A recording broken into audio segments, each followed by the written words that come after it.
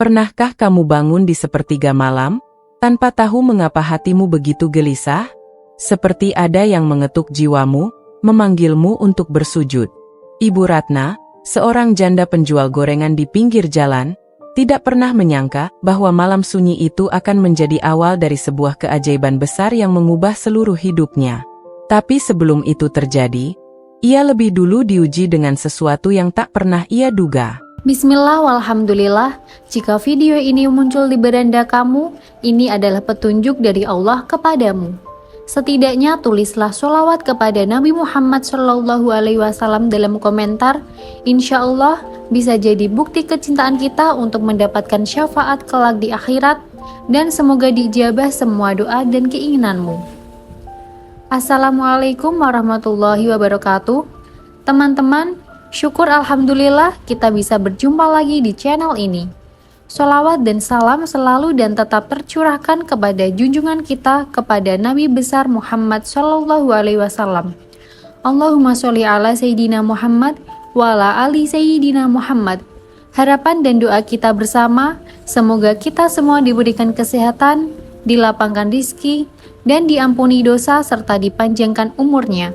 Amin ya robbal alamin. Namanya Ibu Ratna, usia 49 tahun, tinggal di sebuah gang kecil di pinggiran kota Bogor. Sudah 5 tahun ia menjalani hidup sebagai seorang janda setelah suaminya meninggal karena kecelakaan. Ia punya 1 anak laki-laki, Rizky, yang kini duduk di bangku SMA. Setiap hari, Ibu Ratna berjualan gorengan. Modalnya pas-pasan, keuntungannya hanya cukup untuk makan hari ini dan besok. Tapi entah kenapa, wajahnya selalu terlihat sabar, dan suaranya lembut saat menyapa setiap pembeli. Namun di balik itu semua, ia menyimpan kegelisahan yang besar. Anaknya, Rizky, baru saja diberi surat tagihan dari sekolah. Biaya ujian nasional sebesar Rp1.800.000 harus dibayar sebelum akhir bulan. Sementara di tabungannya, hanya ada Rp170.000. Malam itu, Ibu Ratna tidak bisa tidur. Ia duduk di atas sajadah, menatap kipas angin yang berderit pelan. Sesekali ia menoleh ke arah Rizky yang sudah lelap di balik kelambu kecil. Hatinya perih, pikirannya kacau. Tapi di antara rasa takut dan bingung, ada bisikan lembut yang seperti datang dari dalam hati. Bangunlah, dan menghadaplah pada Allah. Adukan semuanya padanya. Tangisnya pun pecah. Dengan langkah perlahan, ia berwudhu, lalu sholat tahajud. Untuk pertama kalinya, setelah bertahun-tahun hanya mengenal sholat wajib saja. Ia sholat 2 rakaat, lalu duduk dengan tangan menengadah. Doanya sederhana, tapi penuh dari dalam hati. Ya Allah, aku bukan siapa-siapa. Tapi aku percaya, Engkau tahu beratnya hidupku. Aku hanya ingin Rizky bisa ikut ujian.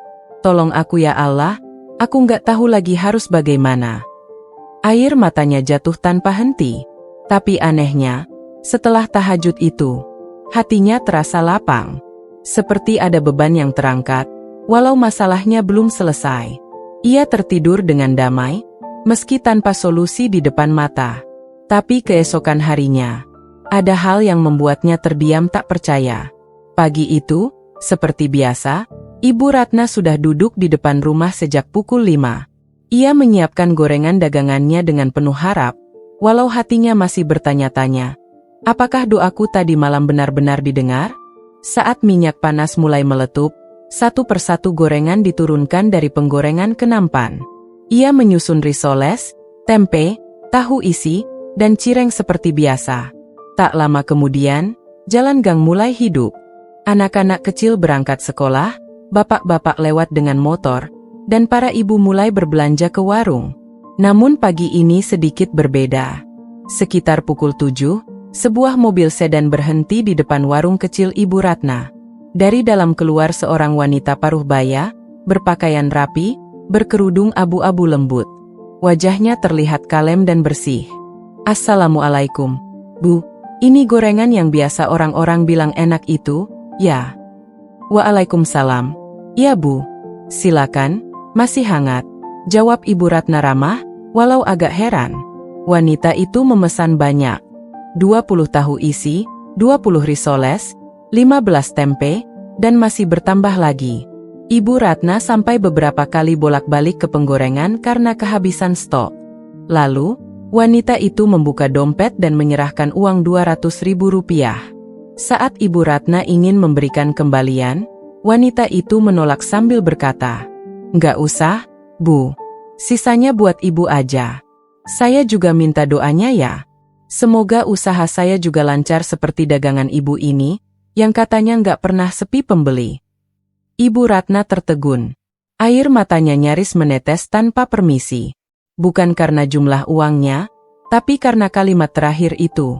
Ia tahu, usahanya tidak besar. Tapi ucapan itu seperti bisikan dari Allah, lewat mulut seorang asing, bahwa perjuangannya tidak sia-sia. Hari itu, dagangannya habis sebelum jam 10 pagi. Ia bahkan punya cukup uang untuk menyimpan Rp150.000 ke celengan Rizky, dan sisanya untuk belanja bahan besok. Malamnya, ia kembali sholat tahajud. Kali ini, bukan hanya dengan tangisan, tapi juga dengan senyum. Bukan karena masalahnya sudah selesai, tapi karena ia mulai percaya bahwa doa-doa yang dilangitkan saat tahajud tidak pernah sia-sia. Dan benar saja, keajaiban berikutnya datang bukan dari orang yang datang membeli, melainkan dari orang yang hampir saja ia abaikan. Hari-hari berikutnya terasa berbeda bagi Ibu Ratna. Setelah malam pertama ia tahajud, hatinya jadi lebih tenang. Ia mulai rutin bangun setiap pukul 3 pagi. Terkadang hanya 2 rakaat, kadang 4. Tapi setiap selesai sujud, air matanya tak pernah kering. Ia merasa seperti sedang berbicara langsung dengan Allah, tanpa penghalang. Ia tak lagi mengadu pada manusia. Ia hanya mengadu pada Sang Pemilik semesta. Sampai akhirnya, 3 hari kemudian, sebuah kejutan datang dari anaknya sendiri. Sore itu, saat Ibu Ratna sedang menggoreng tahu isi untuk persiapan esok, Rizky pulang dari sekolah dengan napas memburu. Bu, serunya dari depan pintu.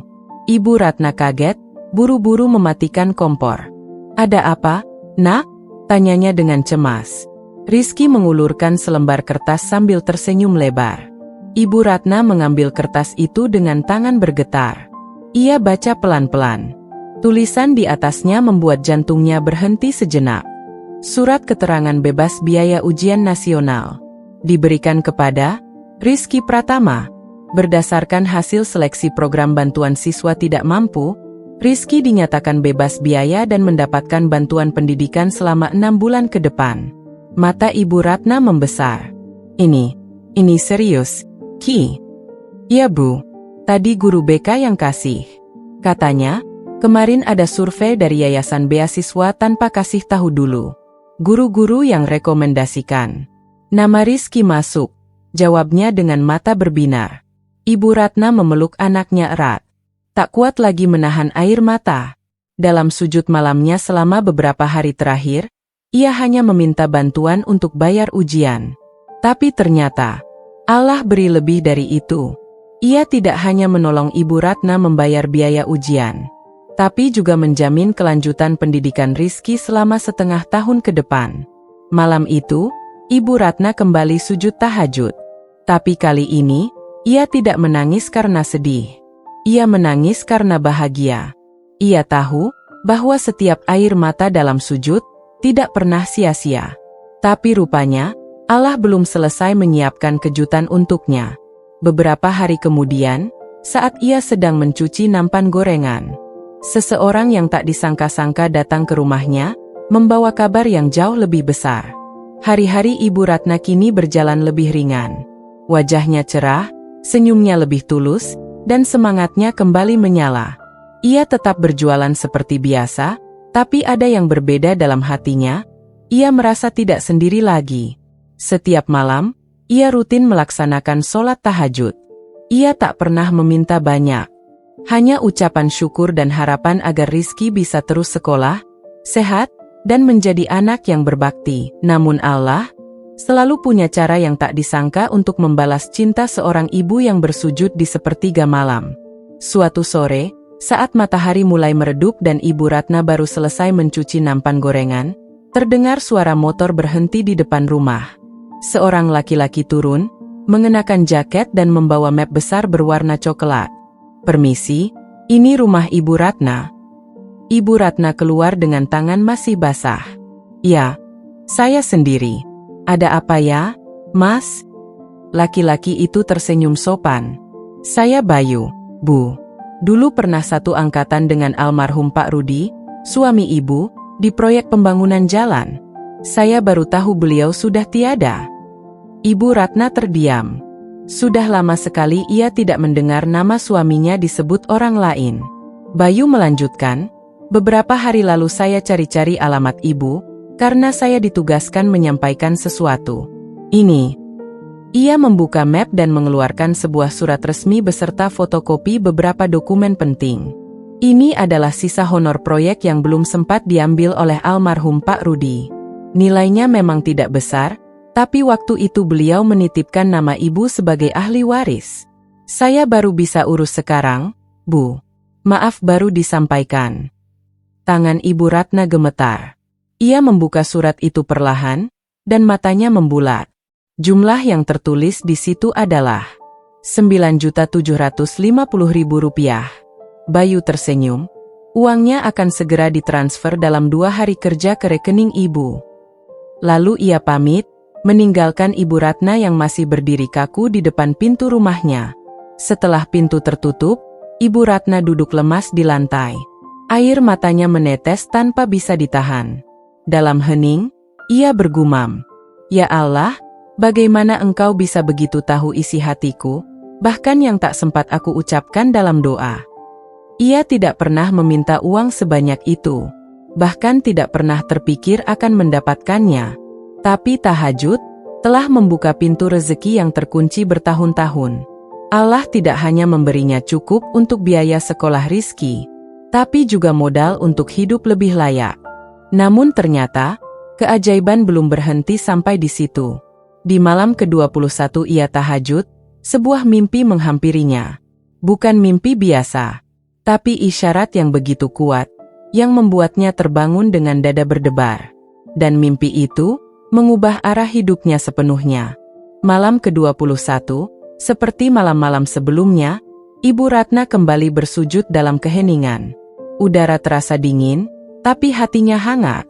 Air matanya tak lagi jatuh karena kesedihan, melainkan karena syukur yang tak bisa ditampung kata-kata.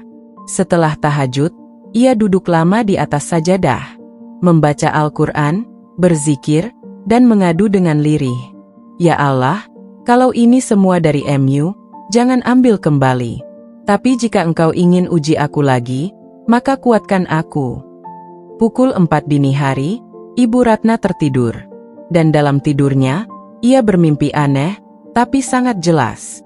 Ia melihat dirinya berjalan di pasar, membawa nampan gorengan, tapi tak ada satupun yang membeli. Lalu datang seorang anak kecil, mengenakan baju putih bersih, tersenyum kepadanya dan berkata, "Ibu, berhentilah menjual. Sekarang waktunya Ibu mengajar." Ibu Ratna terbangun. Jantungnya berdetak cepat. Ia duduk di atas tempat tidurnya, merenung dalam diam. "Aku mengajar," pikirnya. Ia dulu memang sempat menjadi guru les kecil-kecilan di rumah sebelum menikah. Tapi semua itu sudah lama ia tinggalkan demi fokus jualan setelah suaminya tiada. Pagi itu, ada dorongan kuat dalam hatinya.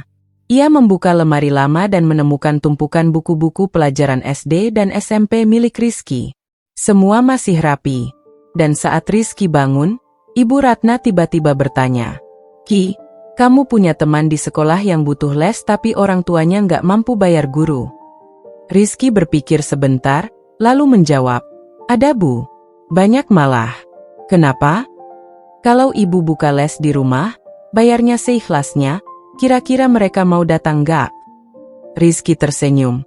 "Wah, pasti mau, Bu." 2 minggu kemudian, ruang tamu kecil rumah Ibu Ratna telah berubah.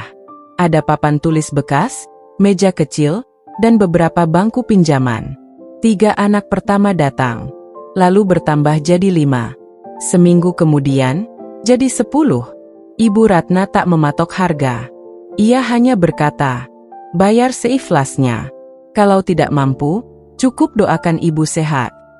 Tapi yang mengejutkan, banyak orang tua murid justru datang dengan beras, telur, bahkan uang lebih sebagai bentuk terima kasih.